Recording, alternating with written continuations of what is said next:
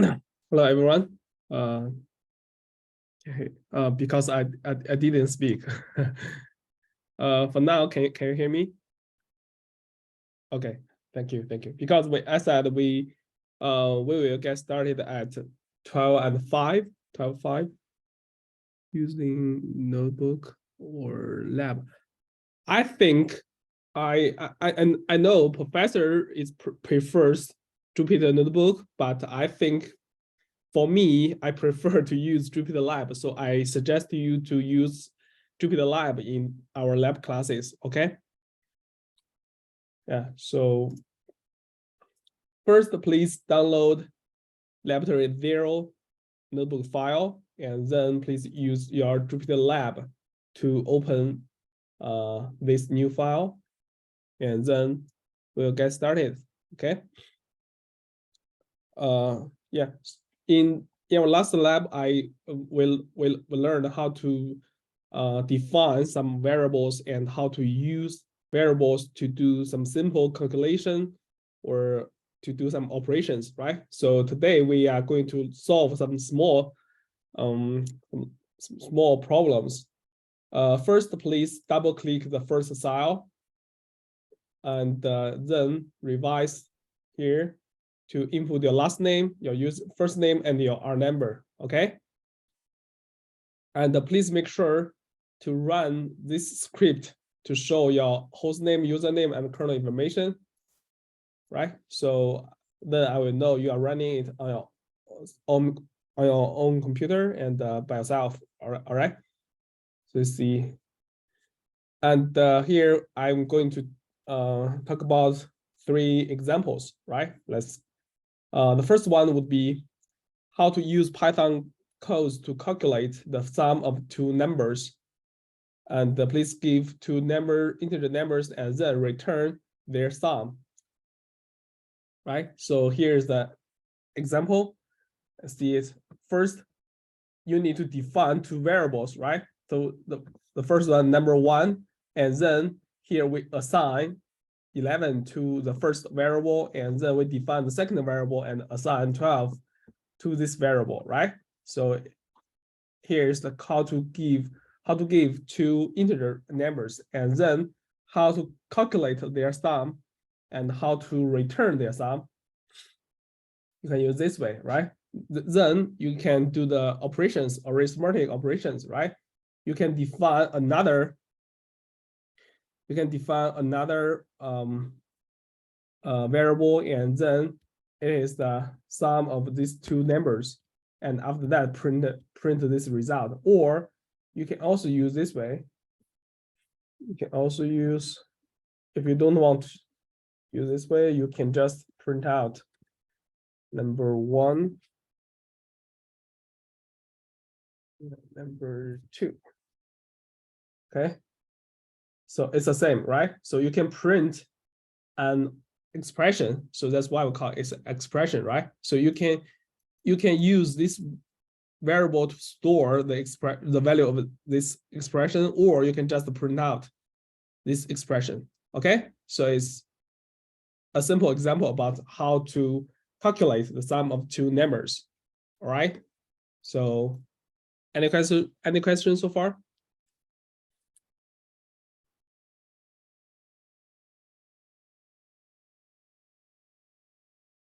Okay, next one is about how to calculate the product of two numbers.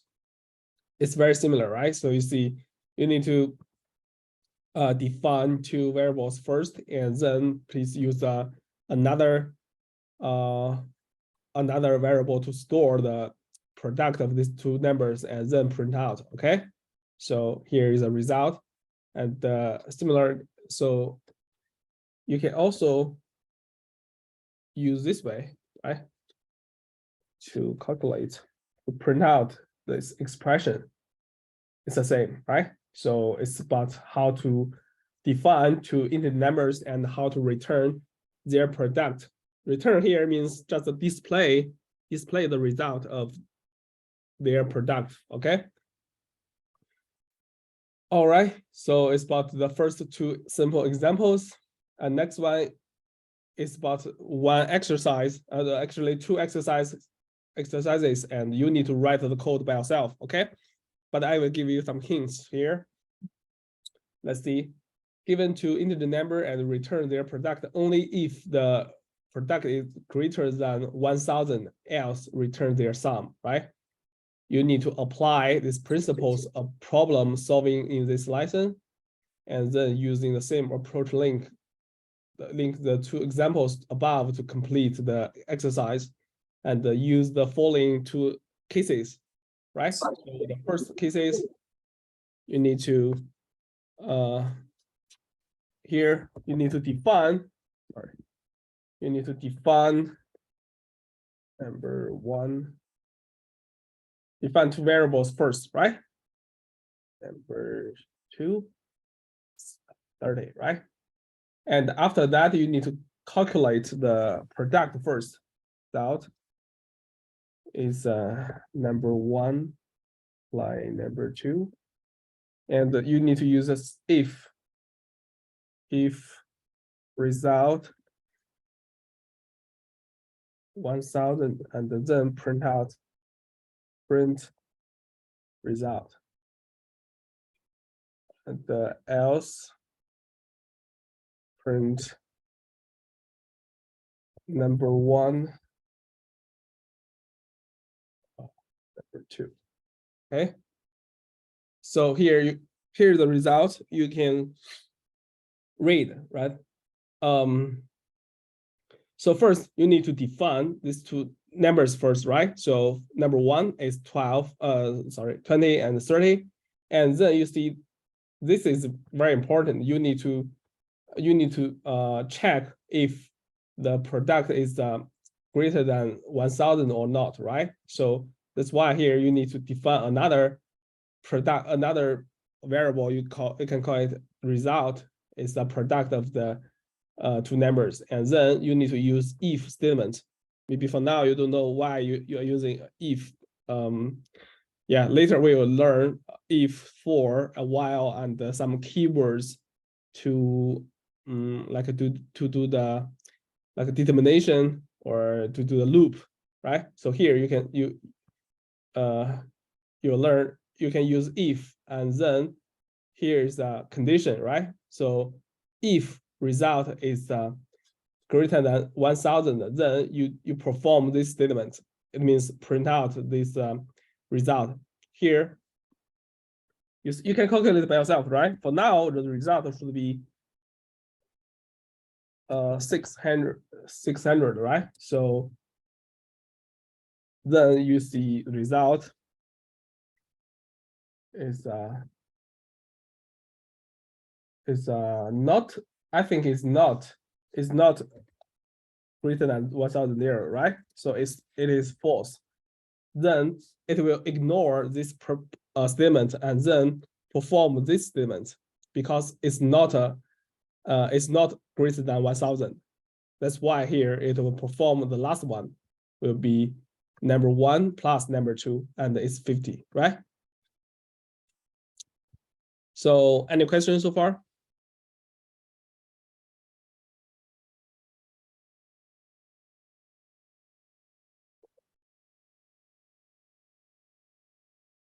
Okay.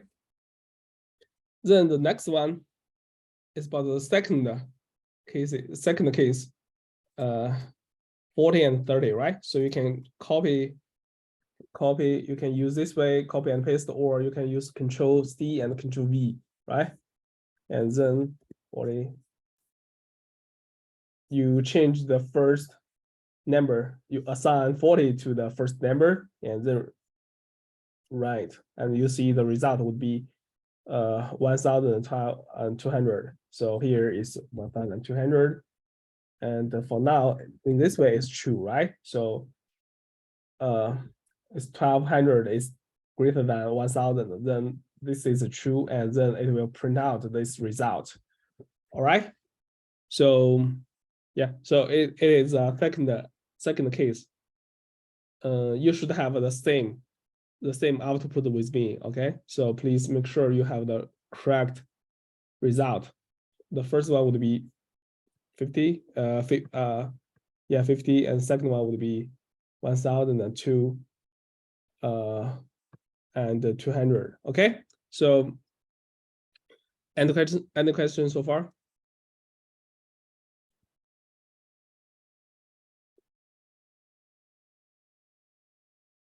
All right, let's see the second exercise. Actually, it's the last exercise today. Please write a program to check if a given number is a palindrome number. A palindrome number is a number that is the same after reverse. For example, this way is the palindrome number. So case one code here. So actually ask you case one would be, you need to check this number, okay? The second one, case two, you can check any number, okay, any other number. For example, for me, I want, you can choose this number, okay? So maybe, for example, it's like a 1000 or something 5, okay? So it's the same, yeah? So actually, there are many ways to check if a given number is a palindrome number or not. But here I will give you one way. Okay, so the key important things is how to get the reverse number of this given number, right? So let's see it one by one. So first one, you can set the first number as 545, right? And then you can set another number, temporary number. You can set as the same as the number, and then you can set the reverse. Here, the last one will be the reverse number. The last for now, maybe you don't know why you need to set this temporary number, and then the third one would be the one variable to store the reverse number, okay? And then after that, you need to use a while statements, right? So while it is greater than 0, then perform some, please perform, oh, okay, sorry. Here, you please make sure you have this indentation, right? So you need to use, if you just click enter, then you will see there is a space here, right? It is correct because in Python programming, you use this way to control the blocks, right? If there is an indentation here, so it means it's controlled by this if statement. The same for while here. If you click enter, then you will see there's a space, right? And then you can set another one, so we can call it a dig, right? And the set is to calculate the last digits of this number, last digit of the number. So for example, here, for example, first one, let's see, I should have the comments. Dig would be in the first loop, dig would be 5 and the modulus 10, and then it is the last one. The result would be 54, and the remainder would be 5. The remainder would be dig, right? So that's why here is a dig. It's 5. It means the last digits is 5, right? And then after that, you need to check reverse would be reverse number multiply 10, and then add the last digits, right? Last digits. So here's the way how to get the last digits and set as the first digits of the reverse number, right? And then after that, number would be number floor division of 10, right? So here you see for the first loop, the number would be 54, right? Because it will ignore something, ignore the decimal point, okay? And after that, I will show you it later, okay? So if you can use round brackets, or you can ignore that. Temporary is reverse, then print out. Print. It is palindrome number or else print and copy that it is not palindrome number. Okay, you can write, and then you see it is a palindrome number. The output is correct. Then I will show you why this code is correct. Okay, so first you need to know while statements. So it means if this condition is true, if this number is still greater than 0, it will perform this statement once again. So it is a loop until the number is not greater than 0. Okay, so let's see. So the first loop I see is if you can, for example, here you can print dig is, then you can print dig, and then print reverse is, and then reverse, and the last one you can call it print number.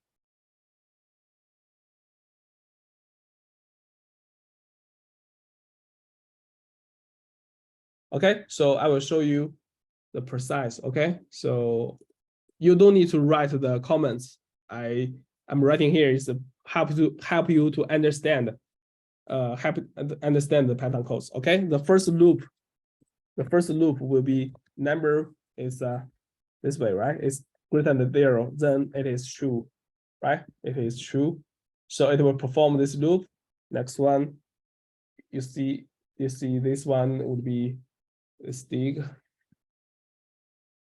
The dig will be 5. It's be the last digits, right? Last digits. And then for now, the reverse would be 0 multiply 10 is 0. 5 is 5. And then number would be 54. So, right? So, and then the second loop, and then for now, the number is changed, right? For now, the number is 54, right? It will check these conditions again. So the second loop, you see the number would be 54 is true, right? And then the dig would be digit would be 4 because it's a 54 modulus 10 and it's 5, and the remainder would be 4, right? So that's why the digits is 4, and then reverse would be 5. You see, it is the last reverse multiplied 10 and plus 4, and then 4, right? And then for now, the loop would be 4 multiplied 10, and then the first digits would be 5, right? And then the third loop, right? So it will check again. So check again, as you see, 5 is still greater than 0, and then digits will be 5. The last digit would be 5, right? So here is the use way to check the last digits, and then this way is to remove the last digits. That's how you get the reverse number, right? Digit. And this way, it's 5 modulus 10. The result would be 0, and the remainder would be 5. That's why here the dig is 5. The dig is 5, right? And then this way, I can just copy and then revise later. And for So now it's 44 or 54 and plus 5. And then be 5. Okay, so the last one would be 0. Here is a 0. Then the last loop would be number is 0, greater than 0, false. That's why the loop will end. And then after that, you see the reverse will be 545. And then you need to check the temporary and the reverse is the same, still the same. Because we need to do some operations on these numbers. So that's why I create another copy called the temporary to store the same value with the initial value of the number. Okay, that's why we need to use this variable. Okay, so you can write again. You see the first one digits reverse, and then the number. So you see that it's the process, right? So it's just like the same as I write in the comments, but you don't need to do that. You don't need to do that. Okay. For you just show me the result. As you see, it's a palindrome number. So, okay, so any questions so far?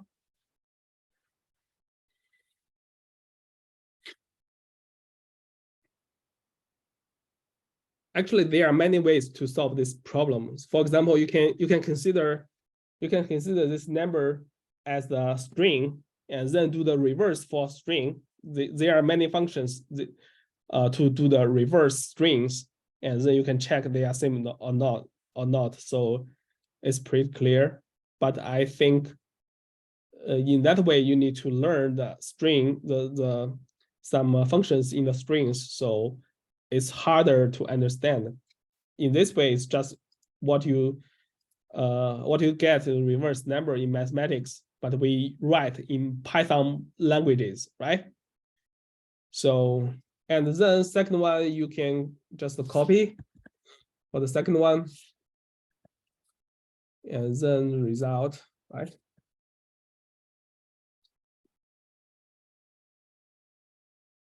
And then please revise. It's like any number, any other number as you like. Okay, for me it's 105. For you can use any other number. So you see it's not a palindrome number, right? But you see if you add that, it's you are this number. Okay, try again.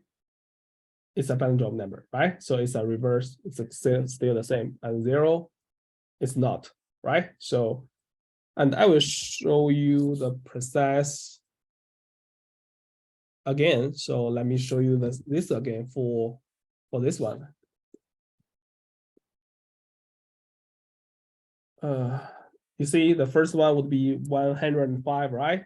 It's true. And then you need to check the last digit. It's still 5, right? So 5, and then it's 10 and 5, and then the reverse would be 5 because the 5 is the last digit, and then we want to set as the first digit of the reverse number, and then the number would be 10, right? And then 10 is greater than 0, and then digit would be 0 because 10 multiplied 10 is 1, and the remainder would be 0. So that's why the digit would be 0, right? So, and it's 5, 10, so it's 50, and then 10 multiplied, then if it is 1, right? 1 is still true, and digits would be 1 because 1 multiplied 1 modulus 10 is 0, and remainder would be 1, and the reverse would be 50, and the plus 1 is 0, 1. So 1 is 0, and then it is false. So at last you get the reverse number will be 501. So you see reverse number would be 501. So that's why they are not the same. So that's why it's not a palindrome name. No. You don't need to write all the comments. I said, you see, any comments after the hashtag symbol are comments.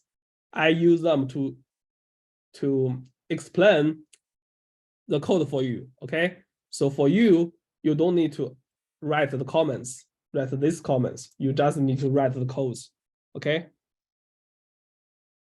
and then show me the result. All right. So actually for you, you only need to write this way. Okay. So let me show you. You can write this way. It's not necessary. It's not necessary.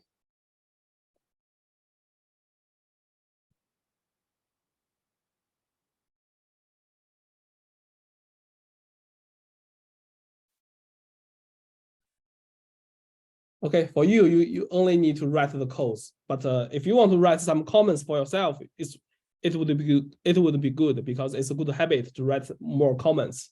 Okay, so for you, but here this is enough. All right. Okay, so it's about the second exercise. How would we write it as a string? So here, because you didn't learn the functions of the strings, so I just give you one hint. You can consider, you can Google it or you can explore it by yourself, right? So as you see, you learned how to use it as a string to the casting. If you remember changing tabs, right? So you can use these strings to change the tabs and then use the reverse function. Okay, so I would provide you some hints.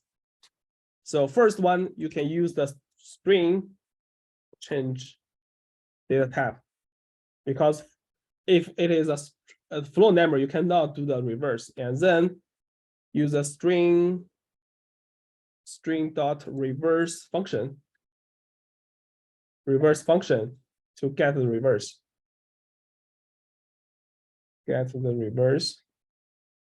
And then compare it with the original strings.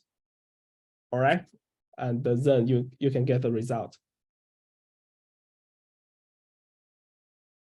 Because I think professor will give you some more examples on the in the classes, in the lecture classes. So here I think these functions are not taught for now, right? So I suggest you to use this way. Okay.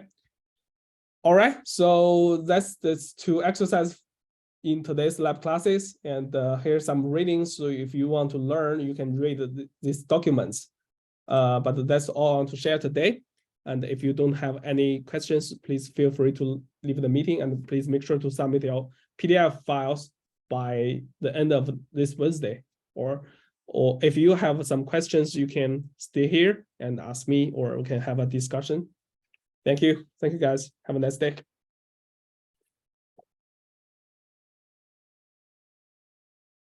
It's not codable on every style, and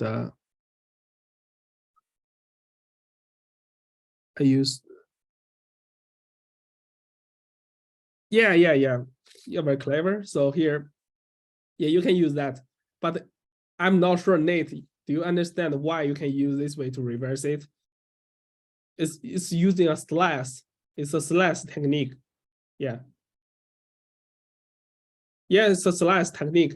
So for now, you didn't learn the data structure, the array, so it's hard to explain the slice technique for you. So that's why I'm not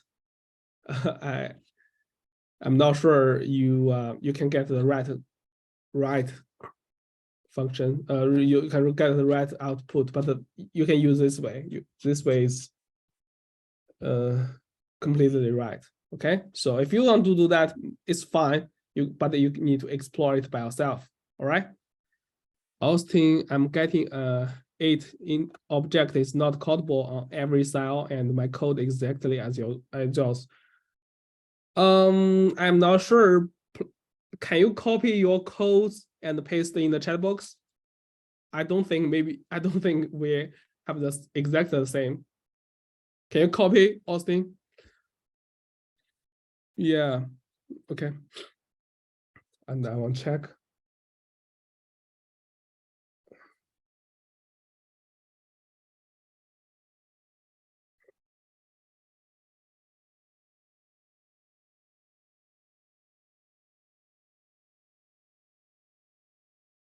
Really? Number 1, number 2, and then number. It's not codable. Okay. It's for now it's good.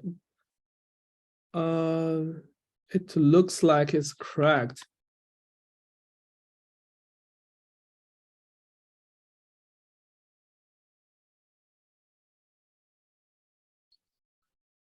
Can you just interrupt the kernel and run it again? Teacher is not reverse, not callable. Can you interrupt the kernel and then run it again?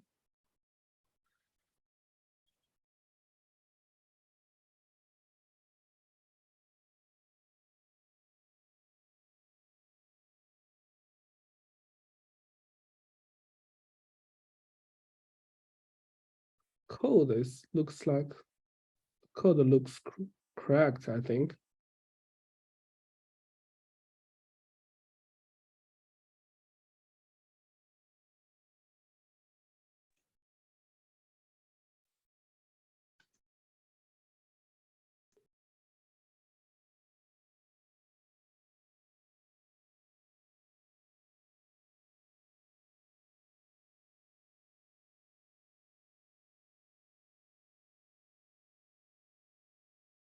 It's not working. I think it's weird.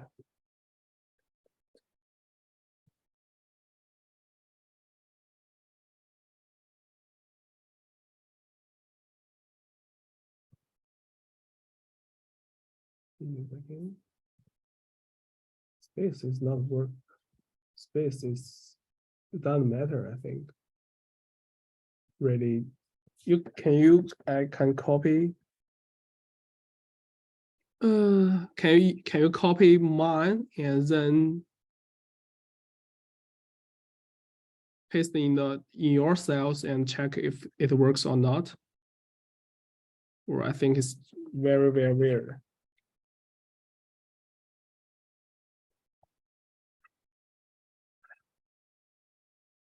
All right.